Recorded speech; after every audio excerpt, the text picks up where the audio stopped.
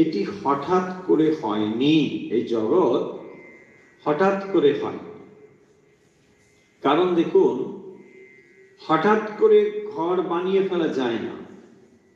তার একটা পরিকল্পনা লাগে, বিভিন্ন উপকরণ প্রয়োজন হয়, তারপরে একটা ঘর বানানো সম্ভব। ঠিক সেই রকম বলছেন, চাষের ফসলও হঠাৎ করে পাওয়া যায় না। চাষের ফসল পেতে গেলে তার পূর্ব প্রস্তুতি চাই, তারপরেই না ফসল পাওয়া যাবে। ঠিক সেইভাবে ভগবানের পরিকল্পনাতেই সৃষ্টি হয়েছে।